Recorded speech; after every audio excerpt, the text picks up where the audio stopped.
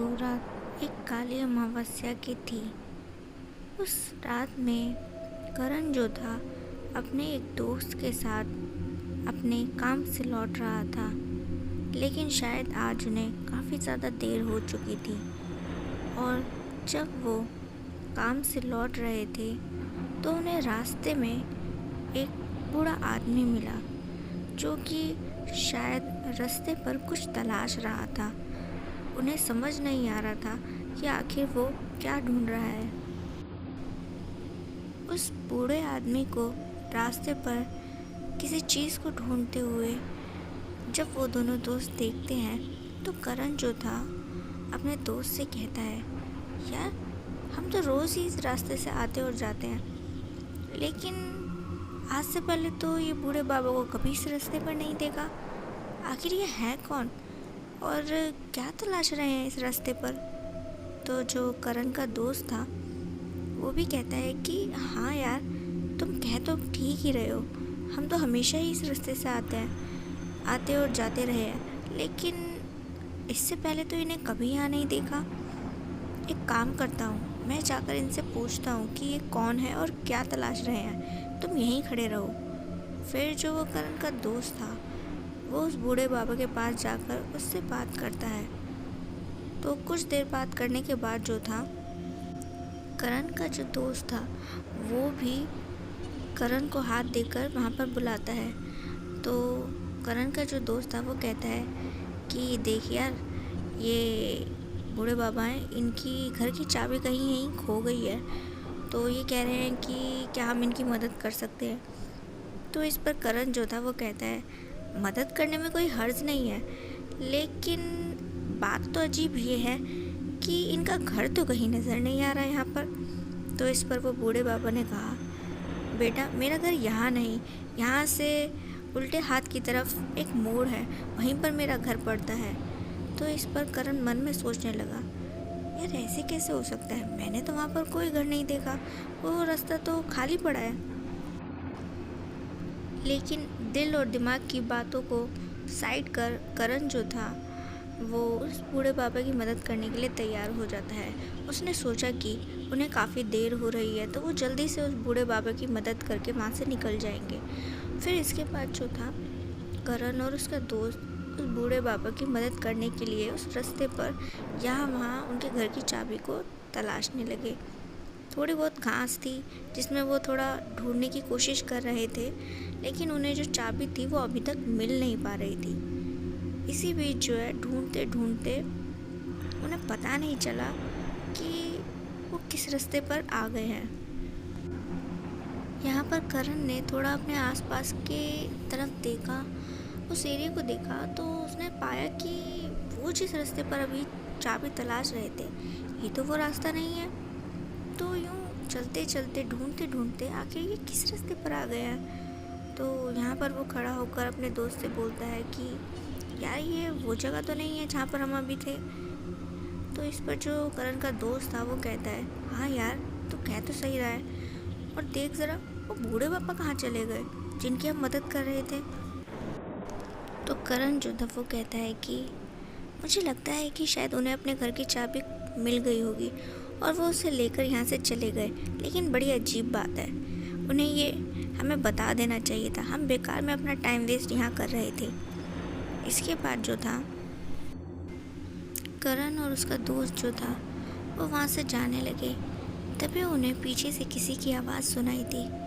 पलटकर जब उन्होंने देखा तो देखा कि ये तो वही बूढ़े बाबा हैं, लेकिन डराने वाली बात अब ये थी कि वो जो बूढ़े बाबा थे उनकी जो गर्दन थी पहले से थोड़ी ज़्यादा लंबी हो गई थी। नॉर्मली तो किसी इंसान की ऐसी गर्दन नहीं रहती है, जिसे देखने के बाद करण और उसका दोस्त काफ़ी ज़्यादा हैरान, परेशान और घबरा से गए थे, क्योंकि उन्हें लगा कि शायद ये कोई इंसान तो भाई नहीं है बिल्कुल भी। तो वो जो बूढ़े बाबा थे वो उन दोनों की ओर देखते हुए बोले, क्या हुआ बेटा, तुम मुझे इस तरह से क्यों देख रहे हो, बताओ क्या मेरे घर की चाबी मिली। तो यहाँ पर करण और उसका दोस्त कुछ कहने के लिए समझ नहीं पा रहे थे कि अब क्या कहें। एक पल के लिए तो वो उस बूढ़े बाबा की ओर बस असमंजस में देखे जा रहे थे। तो वो जो बूढ़ा बाबा था वो फिर से वही सवाल करता है, क्या मेरे घर की चाबी मिली? और दूसरी बार जब उसने बोला तो उसकी आवाज़ जो थी पहले से ज़्यादा भारी महसूस हो रही थी और डरावनी भी। तो तभी जो है करण क्या देखता है कि उस बूढ़े बाबा के जो पैर थे वो अचानक से ही पीछे की ओर मुड़ गए।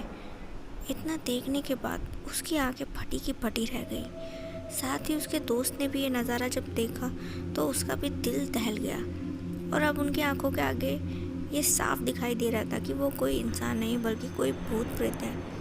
तो यहाँ पर करण जो है धीरे से अपने दोस्त के कान की ओर जाकर कहता है, यार ये जो भी चीज़ है हमें मार कर ही दम लेगी।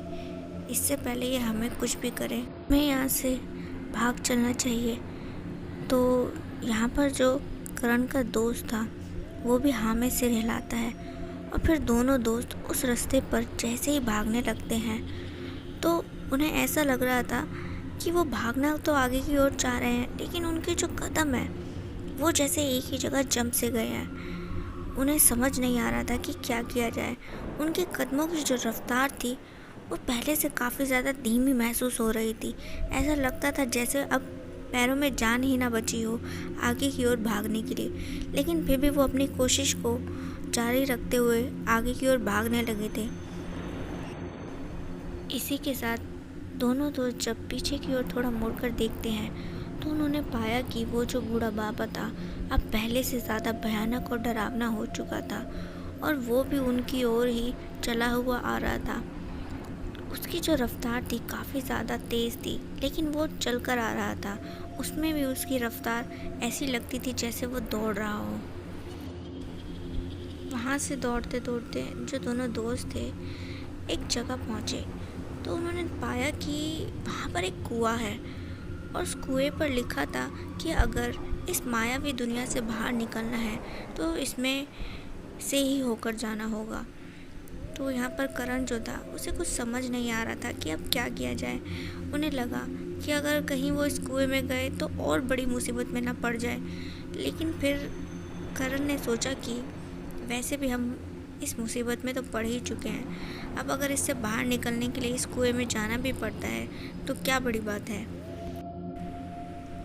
अब इसके बाद हुआ ये कि करण जो था वो उस कुएं के अंदर झांक कर देखता है कि भाई उसके अंदर सीढ़ियाँ बनी हुई थी।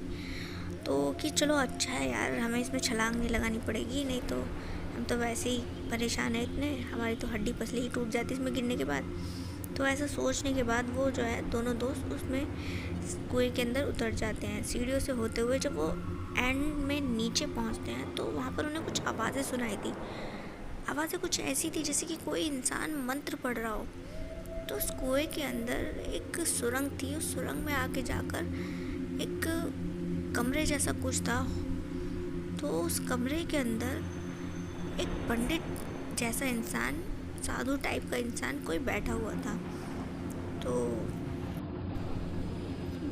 वो इंसान जो था वो दिखने में कुछ ऐसा लगता था जैसे कि कोई साधु वगैरह है। तो जो करण और उसका दोस्त था उन्हें लगा कि यार चलो अपनी तो जान बच गई, ये जो भी है इससे बात करते हैं और शायद ये हमें यहाँ से निकलने का रास्ता बताए। तो वो दोनों जो दोस्त थे वो आगे की ओर उस बंदे के पास जाते हैं और जैसे ही देखते हैं कि वो हवन कर रहा है। तो वो उसको जाकर प्रणाम करते हैं। तो प्रणाम करने के बाद वो जो बाबा था वो एकदम से अपनी आंखें खोलता है और उनकी ओर देखते हुए कहता है, तुम बहुत बड़ी मुसीबत में फंस चुके हो और अगर तुम्हें यहाँ से बाहर निकलना है तो तुम्हें वही करना होगा जो मैं कहता हूँ। इस पर करण का दोस्त हाथ जोड़कर कहता है, बाबा आप जो कहेंगे हम करेंगे, बस हमें किसी तरीके से इस जगह से बाहर निकालिए। तो वो जो साधु बाबा था वो कहता है कि मैं तुम्हें एक कपड़ा दूंगा, उस कपड़े को लेकर तुम्हें एक दरवाजे से होते हुए एक रास्ते पर जाना है और फिर वहाँ पर जाकर उस कपड़े को नीचे गिराना नहीं है, उसे अपने साथ लेकर रखना है। तभी जो है तुम इस मायावी दुनिया से बाहर निकल पाओगे, नहीं तो हमेशा हमेशा के लिए यहीं कैद होकर रह जाओगे। करण जो था वो साधु बाबा को कहता है कि नहीं बाबा, आप जो कह रहे हैं हम बिल्कुल वैसा ही करेंगे, बस आप हमें वो कपड़ा दीजिए और बताइए कि वो दरवाज़ा कहाँ है। तो बाबा जो है एक सफ़ेद रंग का कपड़ा दोनों को देते हैं, दोनों के हाथों में एक एक कपड़ा।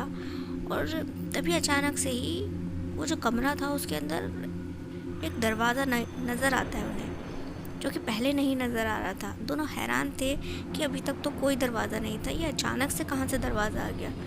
लेकिन जान तो बचानी थी, तो बाकी चीज़ों को साइड रख के वो उस कमरे के दरवाजे को खोलते हैं। तो जैसे ही वो उससे बाहर निकलते हैं तो उन्होंने देखा कि एक बड़ा ही डरावना सा रास्ता उनका सामने इंतज़ार कर रहा था। तो वो जो रास्ता था उसके दोनों ओर काली और सफ़ेद परछाइयाँ उन्हें डराने के लिए बैठी हुई थी, जिनकी आवाज़ें काफ़ी भयानक और डरावनी थी। उन आवाज़ों को सुनने के बाद जो था, दोनों ही दोस्तों के दिल का जो डर और खौफ था पहले से काफ़ी ज़्यादा बढ़ चुका था।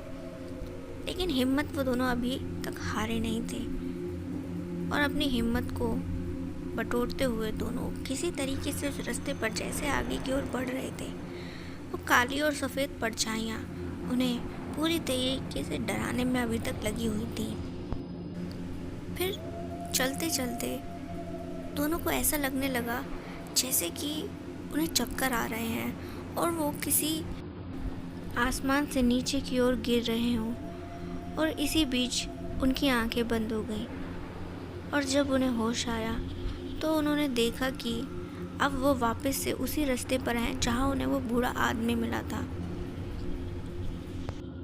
इसी के साथ जो था, करण ने देखा कि उसने जो घड़ी पहनी है उसमें सुबह के 4 बजे थे। तो उसके बाद जो था, उन्हें एहसास हुआ कि अब वो उस मुसीबत से बच चुके हैं। कि सुबह 4 बजे के बाद जो ये बुरी ताकतें होती हैं ये पूरी तरीके से कमज़ोर हो जाती हैं। फिर उस दिन के बाद जो था, करण और उसके दोस्त की तबीयत थोड़ी पहले से ख़राब रहने लगी थी, जिसके बाद उनके परिवार ने उनकी थोड़ी झाड़ फूँक करवाई। तो फिर वो जो दोनों थे उनकी तबीयत वापस से पहले जैसी ठीक हो गई। लेकिन यहाँ पर जो करण था उसके दिल में वो जो घटना थी काफ़ी बुरी तरीके से बस चुकी थी। तो इसके चलते जो था, फिर कभी करण जो था उस रास्ते की ओर मुड़कर नहीं गया। कभी रात को देर हो भी जाती तो वो कोई दूसरा रास्ता पकड़कर अपने घर की ओर चला जाता, लेकिन कभी फिर उस रास्ते की ओर नहीं गया।